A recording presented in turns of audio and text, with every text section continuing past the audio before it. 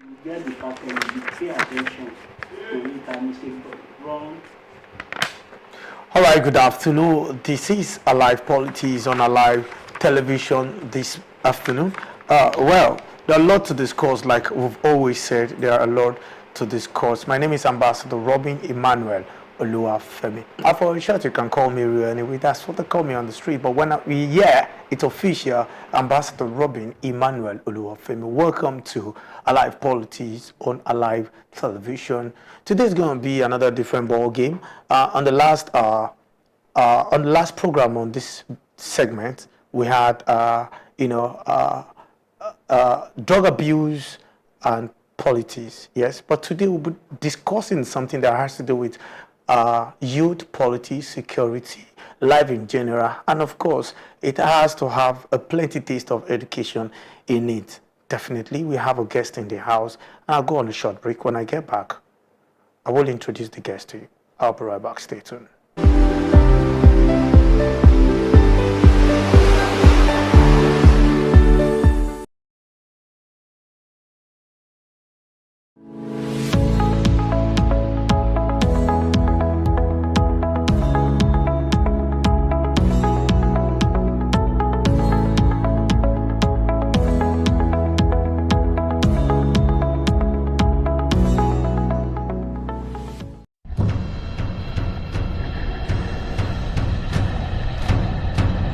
Hello and welcome to Live News.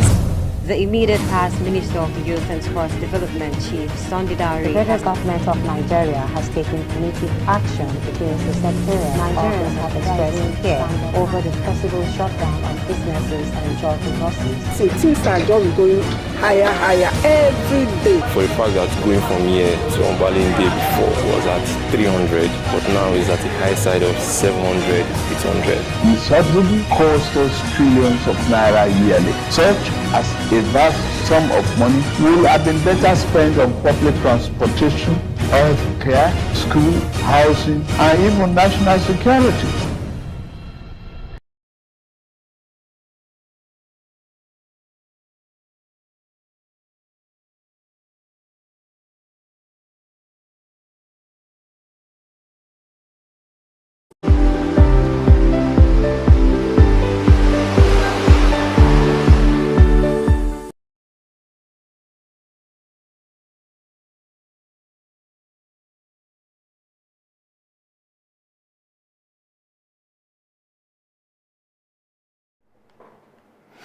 All right, welcome back to Alive Television on Alive Politics this afternoon.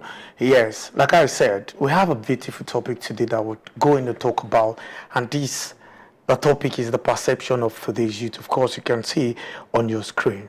And of course, there are many things to discuss or to talk about when it comes to youth in particular, when it comes to having politics, security. I mean, they connect together with the youth. There's a saying that the youth are the pillars of every country. When you get to any country, most of the time they would even get to tell you, oh, they are the pillars of this. They are the what's it called?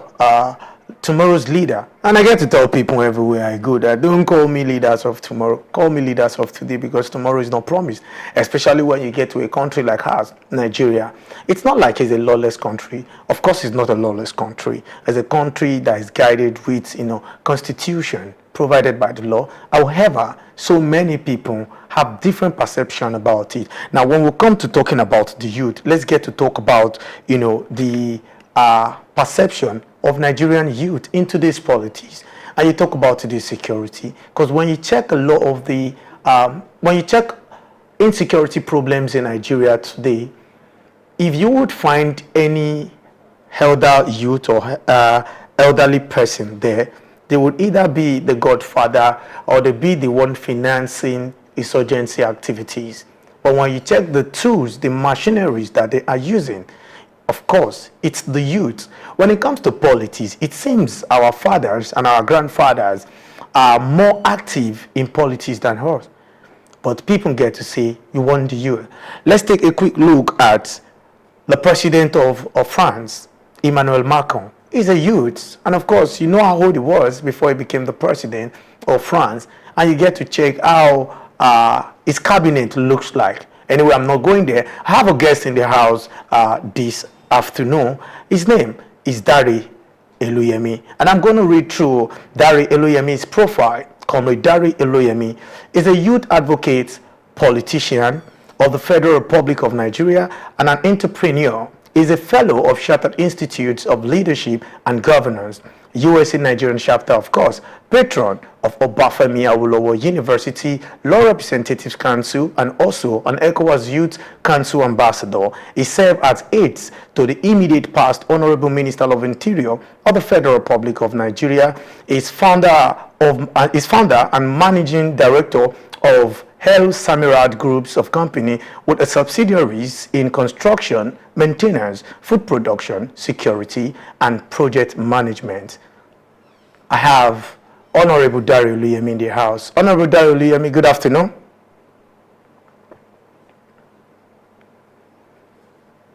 Hello, can you hear me? Hello? All right, well, in the process while we wait for Honorable Dari Eluyemi, I think we just have to continue with my conversation before we get back to bring in the guests to your listening. Like I said, he's a youth, and history said he has one time had interest in policies. And for somebody like this person that I'm going to introduce to you briefly now, he worked with the aide. He worked as aide to the immediate past Minister of Interior, of course. The former governor of Osun State, and they've been together. So when I'm trying to work with somebody, I try to make sure that people who have known, like one-on-one, overheard a lot of engagement with them, and that is why I said, okay, it seems it's perfect to have this conversation with on the program this afternoon. So we're talking about the perception of today's youth. Let's start from myself. When I talk about the perception, is how you see the country. A lot of people come and tarnish the image of the country on social media. Let's use social media for an example. They don't hardly use it. Maybe they just use those ones they can communicate, because you talk about, WhatsApp, for example. But let's talk about those that they cannot be. Let's talk about X. Let's talk about Instagram. Let's talk about how we relate with ourselves, how we project our country outside there. Politically, the youth seems not to be interested in Nigerian politics. Do you blame them? Is it their fault? I don't know, but then have mine, because I love policies so much. Not politics, I love government so much that I just want to talk about government every time when I have the opportunity to sit in front of the camera, because I always believe there are many things you have to make as impact, sending down to the Nigerian youth. Do you ever see yourself as, a mentor to other people? Forget about your age now. Let's talk about how the Western countries have been making impact even in our own lives as Black. Let's talk about production, let's talk about security, let's talk about innovation, let's talk about technology, and so on and so forth. Let's talk about the chance given to Nigerian youth to participate.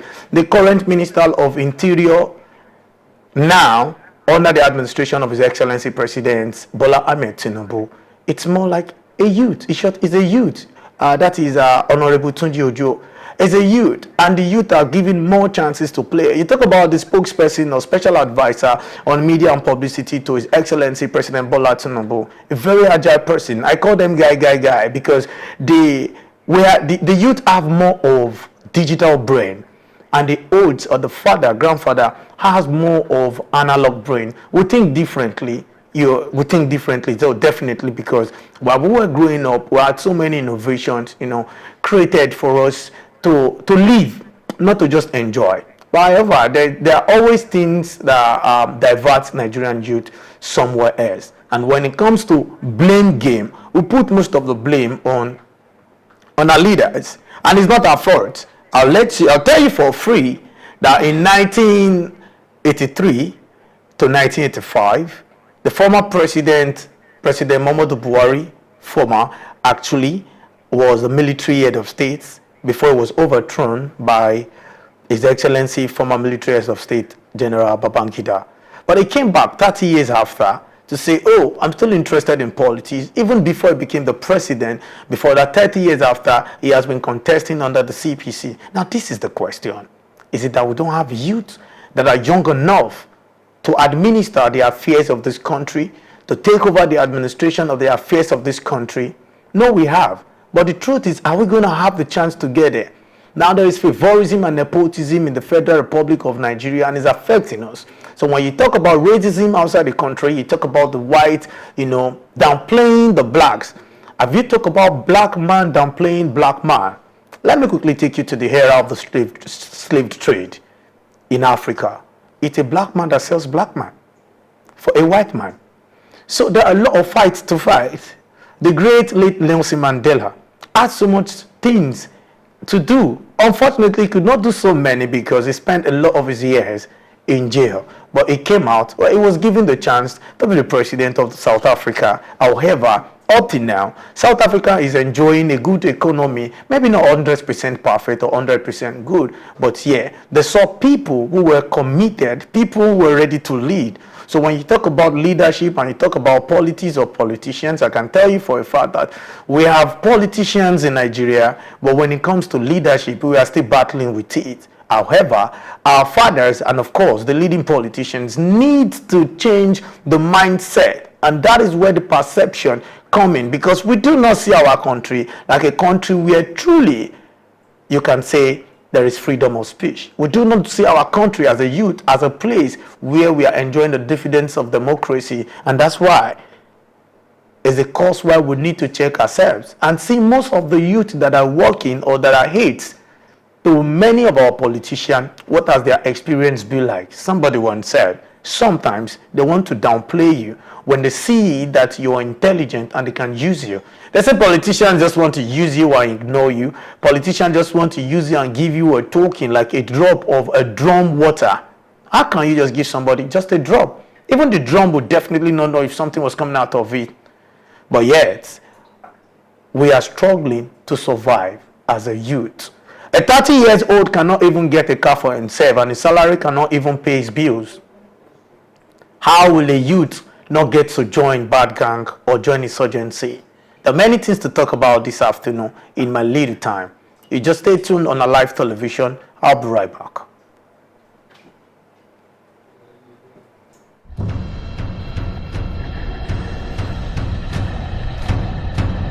Hello and welcome to Alive News. The immediate past Minister of Youth and Sports Development Chief Sunday Dare. The federal government of Nigeria has taken punitive action against the sectarian. Nigerians have expressed fear over the possible shutdown of businesses and job losses. See, things are just going higher every day. For a fact that going from here to Ombalinde before was at 300, but now is at the high side of 700, 800. The subsidy costs us trillions of naira yearly. Such as a vast sum of money will have been better spent on public transportation, health care, school, housing, and even national security.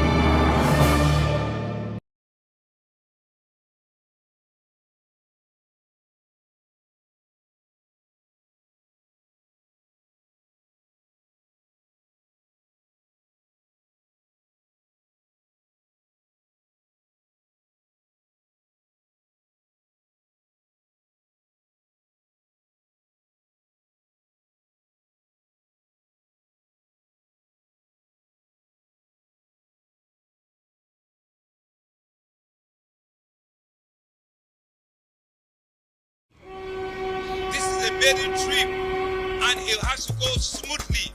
I have my card, and I'm hoping that everybody has.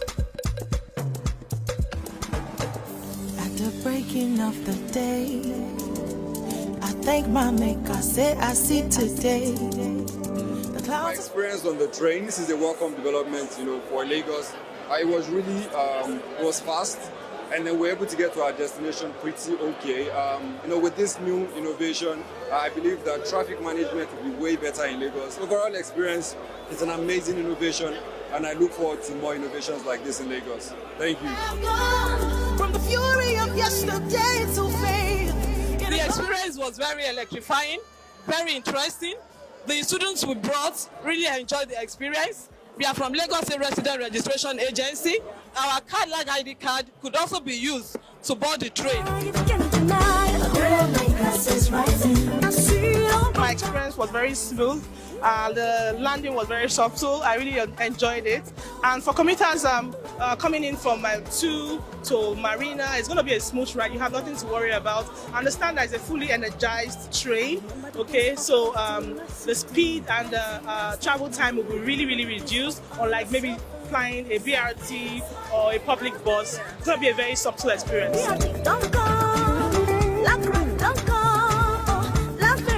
Excited. It was her first trip on the train today, and we came from Egomu to Marina, and it was very smooth. Was it seamless? It was seamless. Did you enjoy the Wi-Fi as well? Yeah. Oh, there is Wi-Fi. There's free Wi-Fi. There's free Wi-Fi.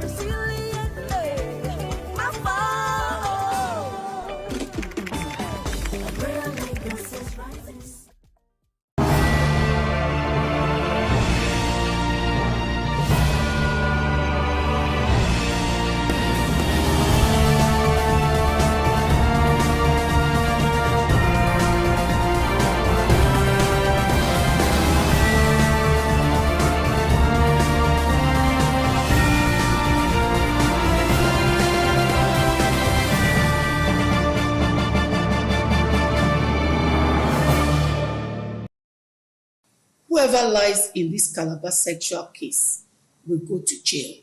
I will personally make sure that all involved in this shameful act shall be prosecuted and jailed. I am pleading with you. I want justice to be done.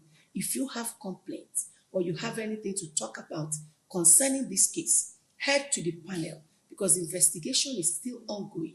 Go there and lay your complaints, but don't lie, because if you lie, I will ensure that you're prosecuted, jailed, if found guilty. Please note that this is a very big opportunity for us to put an end for this numerous sexual harassment or false accusation. We must have to get it right, and justice must be done. Whether you're the vice chancellor, whether you're the professor or the student, any of you that lies will surely be prosecuted, jailed, if found guilty. My name is Barrister Mrs. Uju Kennedy Ohanene, the Honorable Minister for Women Affairs. Justice must be done.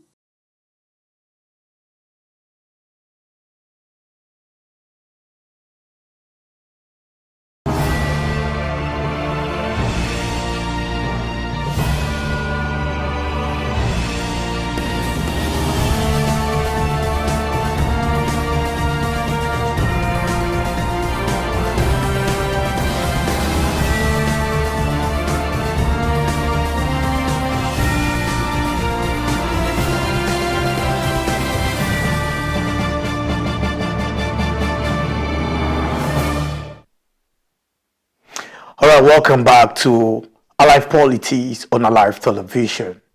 And like I said, I introduced a guest, and sorry about, the technical problems, that we're back and stronger. So I apologize for that. Yeah. So I have Honorable Dari Iluyemi in the house. Honorable, good afternoon. Good afternoon, the host.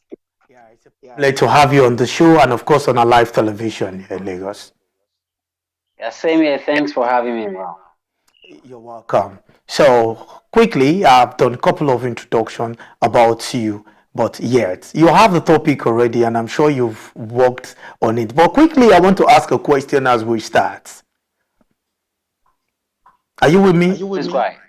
Yes, I'm with you. Yeah, as head of the immediate past Minister of Interior, how has it been working with Ogbeni Rauf Aregbesola as a youth? Well, basically, before he became the Minister of Interior, he has actually been a governor for 2 terms, and most of his cabinet members have been youths. And then he's someone that loves to encourage youths and believe in the future of the youths. And then he believes that in engaging youths to be part of the government. And then it's been so interesting. And then we've learned a lot.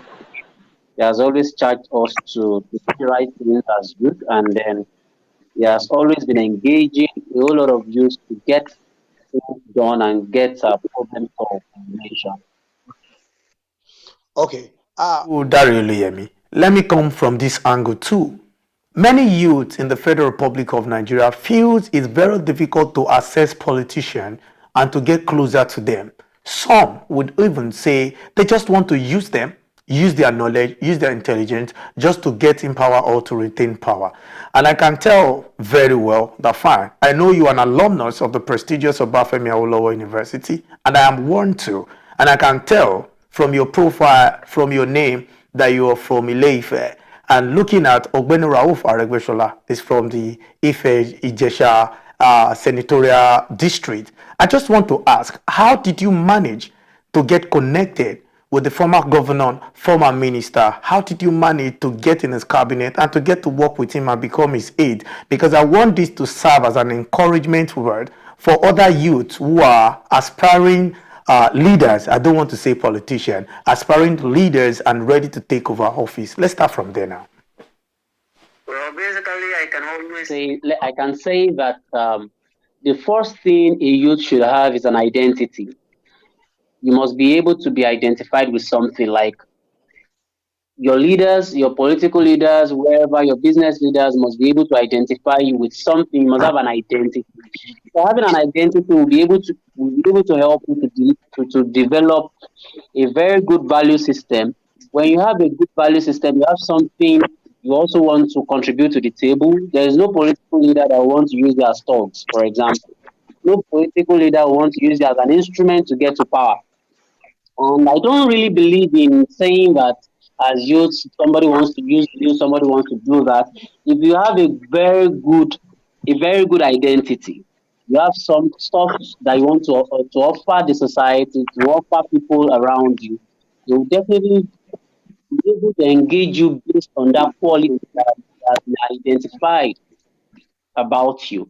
So engaging me as a youth in the state of Osun, when Ogbeni was the governor, wasn't too difficult for him to do, I think, based on the fact that I was able to have an identity, what I was doing, assisting a lot of youths in the society to be able to identify their choice of career in life. So that was an identity. That was something he was able to be able to work on.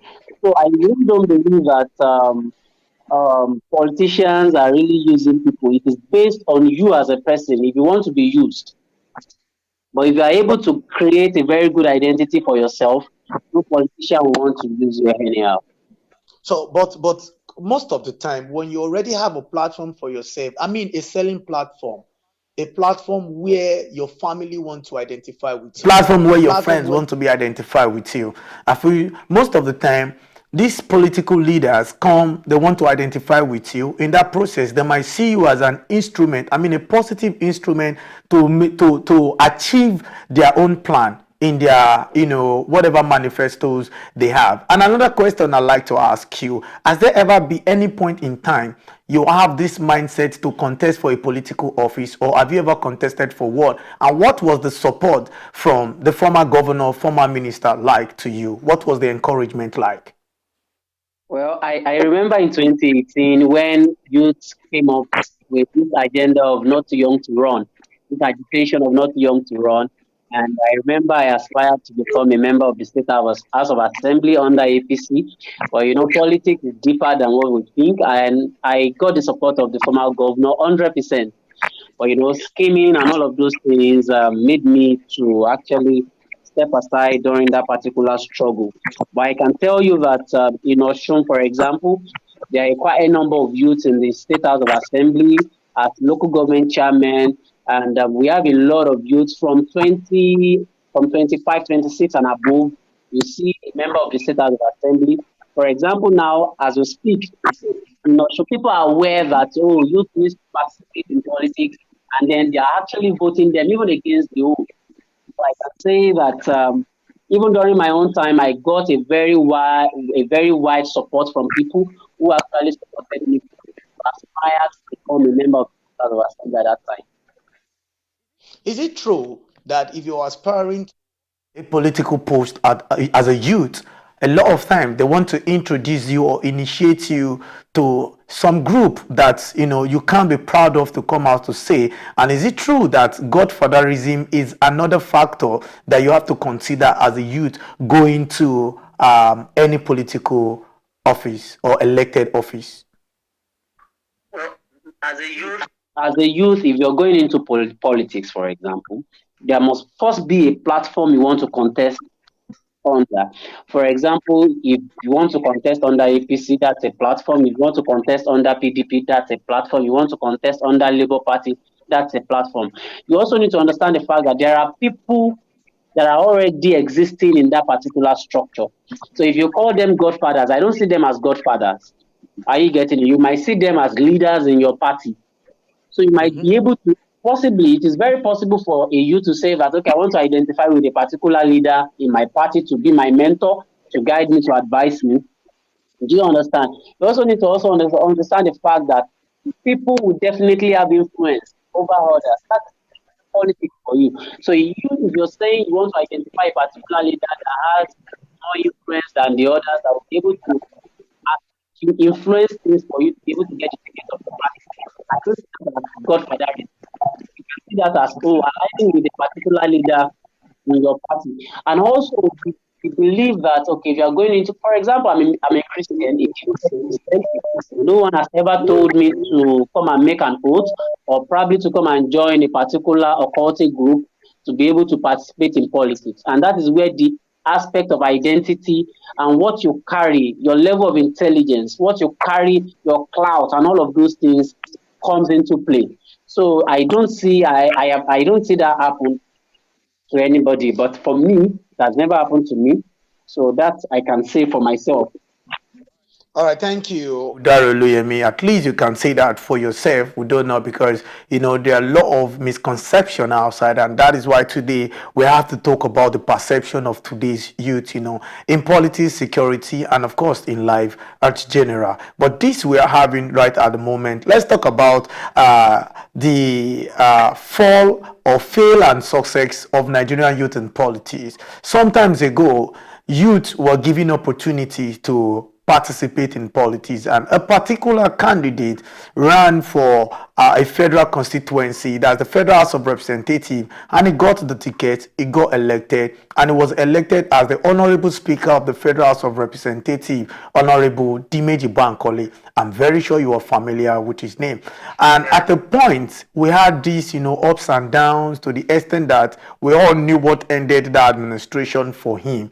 And again, if you talk about politics now, the youngest governor in Nigeria right now is Governor Yahaya Bello of Kogi State. And there have been a lot of complaints. Meanwhile, there are some youth that are not really pure. I mean, when I say pure, they are trying to legalize their illegality. They are looking for a platform where they can hide their work. Example, sometimes ago, some youth were caught being aides of governor of Ogun State, being aides of governor of Oyo State, and they were internet fraudsters, but they were able to manage themselves to become aides to these governors. Maybe these governors knew or not. I don't know about that. But I'm just saying, some youth now are looking for a platform to hide their illegal activities so that they can just be safe. Do you think the couple of youth that has been given opportunity to play and to rule, which in a way Nigerians were disappointed about them, and then when it comes to youth, it's like once you get to that office, there's other things that changes your mindset. Example, somebody will say godfatherism exists and they are the one who is going to sponsor you, put you in that office, make sure you get there, and you have to answer to their call whenever they come. What has been your perception about the youth, about their success and failure, their down and their ups and downs in politics? Yeah, thank you so very much. It takes us back again to the issue of value system.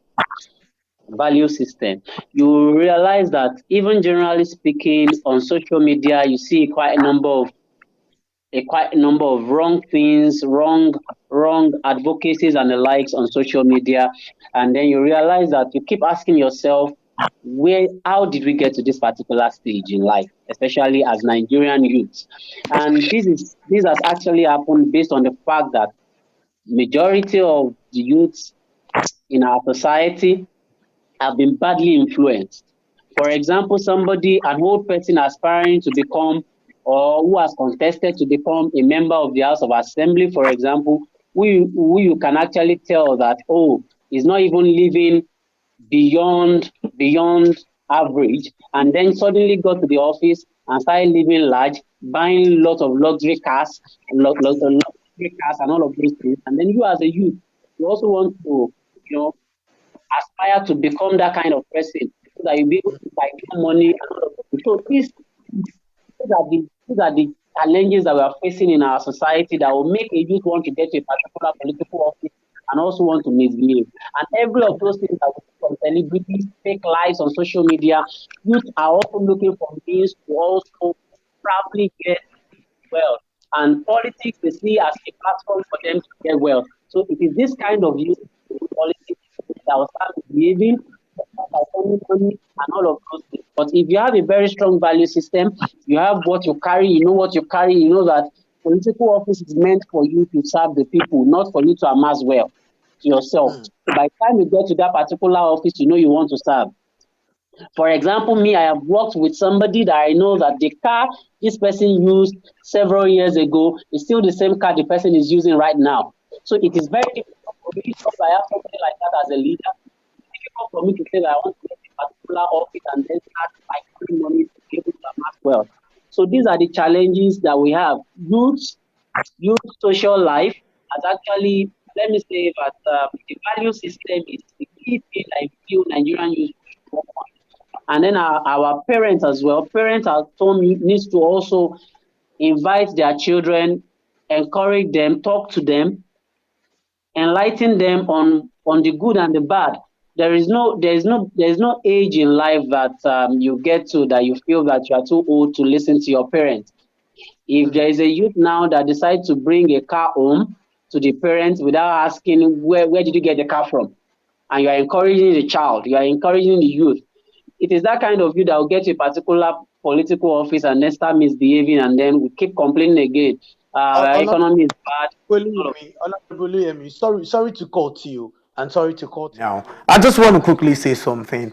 Those people that the youth work for as an aid, some of them see so many secrets about their bosses.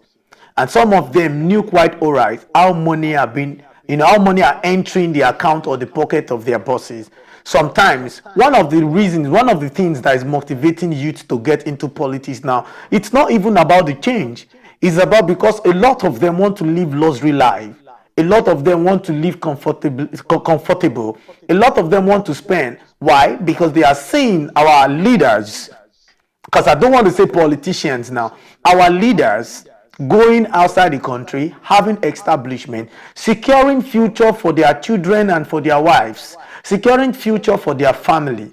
And these youth don't just want to sit down, cover themselves under the house, kill themselves with depression. And some of them that have the privilege, like you, have the privilege to be working with a former governor, a former minister, and of course you're still loyal and you're still working with him. I don't know which position or which side of office you are, but you're still working with him since when he has been a governor till, sometimes these people just get to see and they want to live the kind of lifestyle they are living. There is corruption in our country. That is 100%. We can't deny that because the country cannot be 100% corruption free. The remaining percentage that make the corruption to still be available is done by human being, not animal. So this is a country where, before you know, this is a country where snakes swallow money and the youth are looking. This is a country where monkeys swallow money. This is a country where, a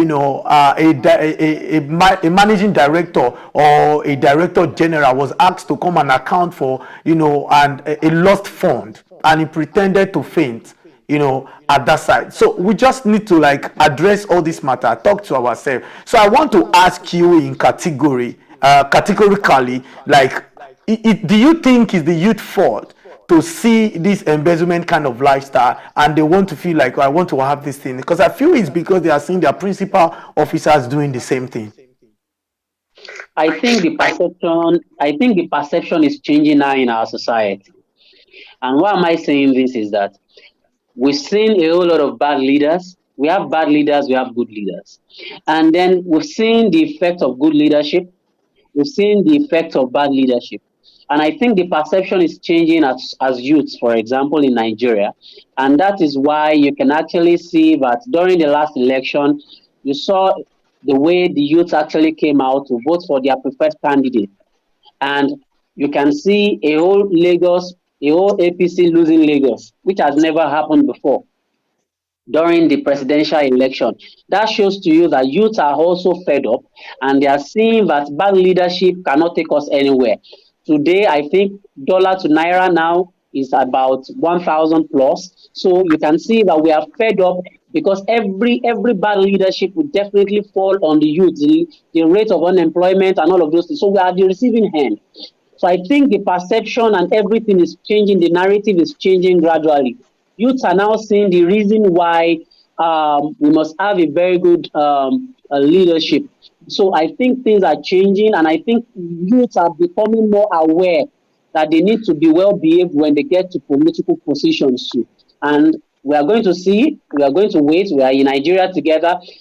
President Asiwaju Bola Ahmed Tinubu has appointed few youths, quite a number of youths, let me say, to be in his government, even as ministers. So, and I think it's a challenging moment for them to be able to prove to us that youth can actually do better than the older ones. I think the narrative is changing now in Nigeria as youths are becoming more aware, and that is why you can say that a kind of a third force is kind of coming up, and youth are saying, no, we want good leadership, and things are changing.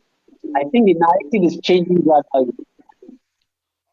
Honorable Eluyemi, there is no doubt about the narrative that is changing. It's actually changing. And that would actually bring me to the last election. I mean, the general election that happened on February 25, 2023. Of course, that produced His Excellency President Bola Ahmed Tinubu as the President of the Federal Republic of Nigeria. But on a lighter note, let's talk about youth participation in politics and, of course, in the administration of Asiwaju Bola Ahmed Tinubu. I was going to come there, but so fortunate that you got there before me, and I'm so happy. That means we are in the same spirit in this conversation. Speaking of participation in the administration of this current administration, speaking of their participation in politics, how do you think it has been for the Nigerian youth at all? Because there are so many people still complaining. There are some, I know that there are some particular offices that you have to put people with experience, lot of experiences in that place to handle.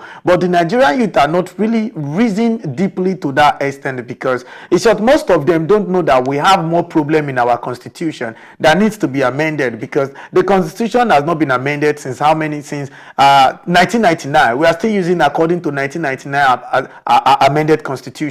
And then this administration, do you think the president is going to give more chance for the youth to play their own intelligent contribution in his administration? I think if you know Asiwaju Bola, he's not the type of person that will give you an assignment and then won't allow you to do your work yourself. I was also listening to an interview where he told Wike to also do things by himself, and he has also challenged all the ministers, all his cabinet members to be able to deliver, to come up with innovative ideas to be able to deliver. And I can say that he has actually, before the advent of President Bola Ahmed Tinubu, before you can become a minister, it means that you must actually be a very strong politician, a very big personality. In what sense?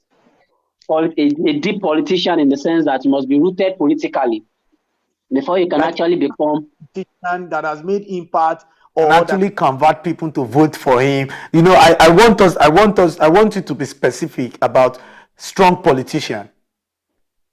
Yeah, definitely make impact and then be strong politically. You must be politically on ground. Let me put it that way. And for him, Politically on ground, like you must be politically on ground in your own constituency, in your own base, and all of those things. Even you can't actually become a political office holder without election, and you must. So these are attributes that they will also look at. So I think he has been able to engage a whole lot of youth. So because before you can actually become a minister, so now you can see a very young guy of 30 something years old becoming a minister of the Federal Republic of Nigeria. The last time I heard about that, probably that was during the military era. Do you understand? So, and it is now a challenging, that was why I said it is now a challenging moment for all these youths that have been engaged so far to prove to the Nigerian youth, to prove to the Nigerian society that they can actually deliver. We are clamoring for youth involvement in governance, youth to take over and all of those things. So this is an opportunity for them to prove that, youths are actually intelligent, youths are actually, that we actually have to deliver. So I think the President of the Federal Republic of Nigeria is fair enough with the youth to have engaged those people. For example, we have a youth as the Digital Economy Minister. We have a youth as the Minister of Interior. We have a youth as the Minister of Women Affairs. We have a youth as the Minister of Youth. Even in humanitarian disaster management. Yes. I think this is our era, this is our time to be able to prove to the world that we actually have what it takes to take over governance. Okay, I hope the youth can actually prove to Nigerians, and not just Nigerians alone, to the world, because the syndrome of Japa, a lot of youth left the country because they don't feel secure. I'm still coming to youth and security, and we'll have a brief discussion on that. But don't forget that if the military can do it at a very young age, then we should be able to do it in a civilized democracy days of today. How old Gowon was. I think he was like 29 when he took over power and became the military head of state. You have a lot of them, even Buhari. They were quite young when they took over power. The late Muritala Mohammed, they were quite young when they took over power. Even though they did not take over power based on election, it was based on coup and all. But we are not just speaking for the youth, that youth can actually do very fine. However, I'm not speaking for youth to go and contest for president or to go and contest for governor, because I know that something is at fault, and that is our constitution. There are a lot of things that needs to be amended in our constitution, but right about now, we are just where we are. And quickly, let's take a look at youth and security. A lot of our youth are being manipulated to use to disrupt the country's administration, and that will quickly take us to the north. Honorable Dare Oluyemi, do you think if the youth of the Federal Republic of Nigeria are empowered enough by our government, we will still be facing insecurity and insurgency problem? Well, in the aspect of security, there are a lot of things, there are a lot of factors to look at that has actually aided the challenges that we are facing in the aspect of security. And unemployment is also one. The bad economic situation of the country is also one. Poverty is the key thing that has actually caused a lot of challenges for us as far as security. But I know that by the time the youth is the government is able to come up with good economic plans, engaging the youth, and then probably reducing the rate of unemployment in the society. You can't imagine somebody that is gainfully employed, that is presently in an office, to go on the roadside and start robbing. Do you understand? Because you have to account for where you went to by the time you get back to your office. So these are the kind of things that are actually causing the challenges that we have in Nigeria's security today. But I believe that this new government, I think they still have more time, and then they have more time to roll out a whole lot of programs that they have to be able to curtail the security challenges that we have in our country. Honorable Dare Oluyemi, let me things you mentioned, and funny, you provided a solution to it. The solution you provided to these two things I'm about to mention was good economic plan. Fine. Good economic plan will be provided by a group of people leading the affairs or the administration of this country. Of course, people are the person in charge, not spirit, not Holy Spirit, not animals, human being. But you mentioned two factors that I picked so dearly, and I feel like should be strictly dealt with, and that is unemployment. One, you talk about unemployment. We are in a country where we are facing high rate of unemployment, and of course we are in a country where we are facing nepotism and favorism. To get job, you have to know somebody that knows somebody that knows somebody. It's not easy getting job lately or of late in this country. We are in a country where a bag of your minimum wage or our minimum wage cannot buy a bag of rice, and we're in a country where everything is increasing, but salary has refused to increase. Very short salary, I mean.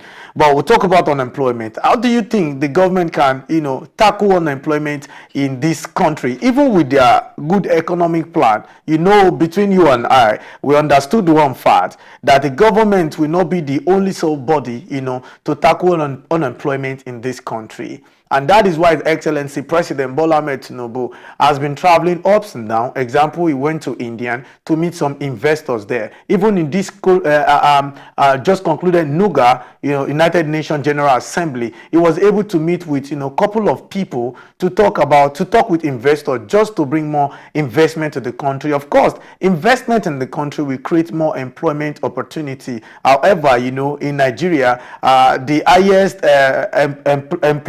the highest employers in Nigeria after federal government or after government is Alhaji Dangote. Even Buhari quoted, he said that, and I quoted it. So let's just quickly talk. How do you think, as a youth, how do you think the government can tackle unemployment, even despite the fact that they are trying to bring more investors? Security-wise, investors are scared to come invest in the country because of economic instability of policy, and so on and so forth. What's your view about this? Well, I'm going to talk from the angle of promoting and supporting the SMEs, the small medium enterprise, because if you notice, back in those days where youths will graduate from a particular university, and then the next thing the youth is looking at working, probably getting a white collar job. But you realize that a lot of our girls, a lot of our women, a lot of our men are now learning a quite number of skills. For example, you see some of them learning fashion, tailoring, barbing, and all of a quite a number of things. And then I think the only solution, don't let me say the only solution, one of the critical solutions to this challenge, this economic challenge that we have, is not even all about bringing in foreign investors to come and actually invest in Nigeria all alone. But I just feel that governments can also give grants to small businesses in the nation. So if you give grants to small businesses in the nation, you give opportunity for growth. You give up, for example, now, if you look at a small community and then you are able to promote the small businesses in that particular small community, they will be able to provide, they will be able to engage more people. Because we are going to a particular era in Nigeria whereby government won't even be able to pay salaries, let alone engaging people as civil servants. And I think the only solution to that is encouraging small businesses to grow and to thrive, probably reducing the taxes they are going to be paying, also probably giving them grants, low interest. For example, now, if you are going to get a particular loan facility from commercial banks today, it comes from, let me say, the interest rate starts from around 29 to 30%. So there is no small, and then you are saying a small medium enterprise should get loan facility from a commercial bank. Somebody that does not have a good financial, I don't even want to say capital. Somebody that does not have a very strong statement of accounts. How do you expect the person, a beginner, to be able to access loan facility from a commercial bank? It is not possible. So the only means for a small medium enterprise can actually, for them to thrive in the society, in our in our economy is when government provides grants or probably loan facility, low interest rate facility for them to be able to thrive. So these are the ways in which an economy can actually grow. So without all of this, we could be facing a whole lot of economic challenges in the nation. All right. Thank you, Honorable Dare Luyemi. I know this for a fact and for real. Except if there is more light you would like to shed in this one before I talk about the poverty. When you're talking about our government, we are getting to a stage where government might not be able to even pay salary, and that reminds me of your principal's administration in Osun State at the point. Some civil servants were asked to be getting half salary. Some were collecting full salary. But a lot of people did not understand what was the cause of that problem. They just get to talk. Do you think you have little light you want to shed in that place? Well, let me say this. At that particular time, when I came on board as the governor of Osun, he was paying full salary. He was even paying this 13-month additional salary thing they were getting. But it got to a point whereby throughout the whole nation, we had this challenge throughout the whole nation. It wasn't peculiar about Osun alone. It wasn't about Osun alone. We faced economic meltdown. If you remember, there was a time they were saying economic meltdown and all of those things, and then states were not getting the actual resources they were supposed to be getting. So, however, part of the creativity that Ogbeni Aregbesola brought on board at that particular time was that, okay, instead of retrenching workers, the union said, okay, be giving us what is available. So based on what is available was what they were actually getting. But note, the junior workers, the junior cadres were getting their full salaries. The junior cadres were getting their full salaries, just the senior workers, the senior cadres that were only getting a certain percentage of their salary. The salary. Okay, I don't want to dwell too much in that, but I remembered and I just want to hear, the horse's mouth. So quickly, the last point I will check in less than 2 minutes because I have limited time in the studio this afternoon. In less than 2 minutes, there's statistically we heard that among 200 million population, over 133 million, leading to about 150 million Nigerians are poor. That means poverty is on the high side. Is there any idea you think the government can apply to this? Because there's a pressure in the country and of course on the president because the economy is not on a good side or a favorable side for Nigerians. What do you think? My advice to the president to be that government should look at the area of empowering business owners, especially the SMEs, and then probably providing grants for them. And then, it is always very difficult when government says they want to give out grants and then it won't be politicized. So, and then look for a way that you give grants to all these small business enterprises around for them to be able to grow the economy, because that is one of the strongest ways to grow the economy. That is what I'm going to simply advise the government to look at. All right, thank you very much, Honorable Dare Luyemi. It's a pleasure having you on Alive Politics this afternoon. Trust me, I'm still bringing you back to Alive Television because there are lots to talk about when it comes to youth and the general populace. Thank you for coming this afternoon. You're welcome. Thank you for having me around. All right, I'll go on a short break. And of course, when I'm back, continue with Alive Politics before I leave the studio this afternoon. Stay tuned. I'll be right back.